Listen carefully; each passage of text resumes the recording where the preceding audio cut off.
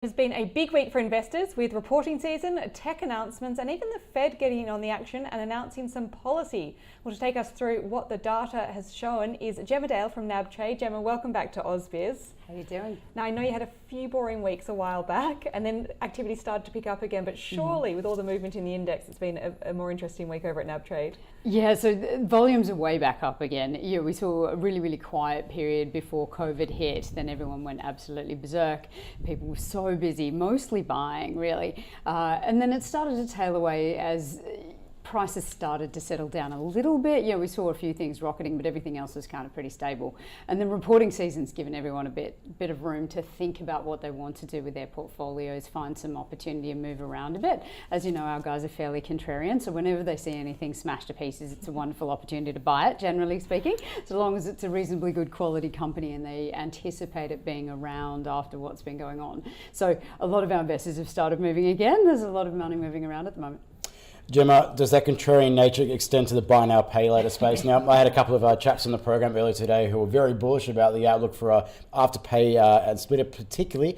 What were nabtrade customers doing when it came to the buy now, pay later space? Some huge moves this week. Huge moves this week, and our guys have loved it for a really long time. As I've been telling you guys, Afterpay has been in the top 10 for 2 or 3 years now. So it's not new for our investors. They've loved it for a long time. They've been buying it incredibly aggressively over the last 6 months. So the opportunity to buy it when it was down near $8 was just far too good to pass up. It's quite mixed trading now, so it's quite interesting to see. Over $90 is just astonishing. For people who are buying it down sort of sub $10, that's beautiful, right? It's wonderful to see. So a lot of our investors have been taking profits, but a lot of buying as well. What we mostly see is sort of larger sells and a lot of smaller buys. Okay. So the number of trades can be quite high. I was just going to ask, Appen was another one of those companies that we saw were absolutely hammered following results. Now, by nature, it suggests that they probably bought. Is that on the money? Yeah, absolutely correct. So there was over an 80% buy on Appen, down 11% on the day, absolutely bought, hand over fist for that one. Zip was also unbelievably heavily traded during the week. It was 14% of total value traded in one day. It was 17% of confirmation. So the number of trades that came through, that is ridiculous for a stock of that size. So we saw a heap of activity. What was interesting, you mentioned Split It. Split It wasn't in there. So we saw OpenPay, we saw PushPay, we saw Sezzle, we saw all of them. Split It was a long way down the list. So that wasn't really getting a lot of attention.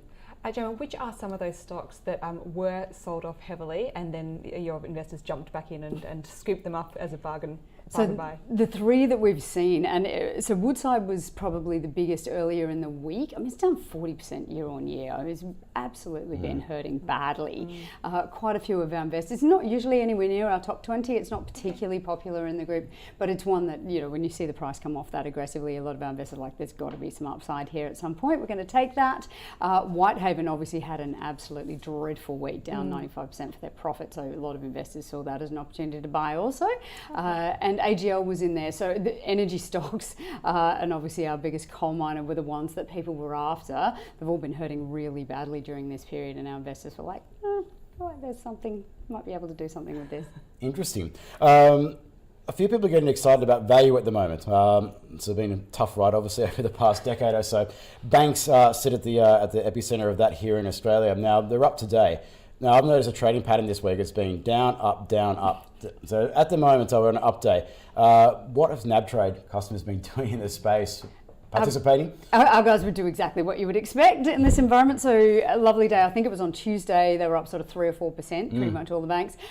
Great day to sell. Most of our guys took profits on those days. We'll see them buying if they're off. You know, like they're really consistent with banks. They're still a really core part of most of our investors' portfolio. They're absolutely the most widely held stocks. Buy now, pay later notwithstanding, they're most widely held.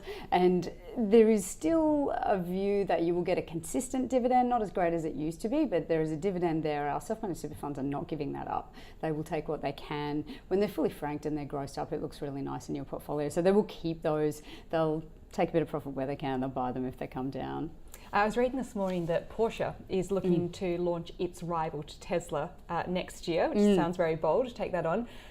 Do any of the investors look elsewhere apart from Tesla for a play in that space?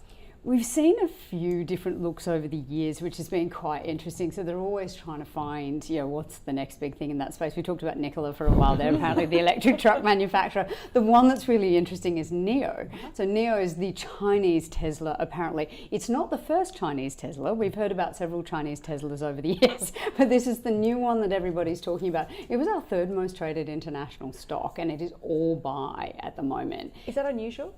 Very unusual for something that we've never heard of before. It's come right up the list.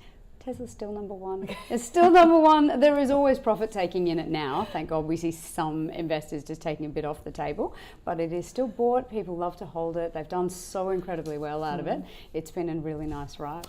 Disappointing to hear that Nikola is not back in the most traded Transformers. Gemma will let us know as soon as it is. I'm very excited about the Transformers and the trucks there with the electric side of things. Gemma Dale from nabtrade, always fantastic to get your views. Enjoy your weekend. Thanks, Good to see Gemma. you guys.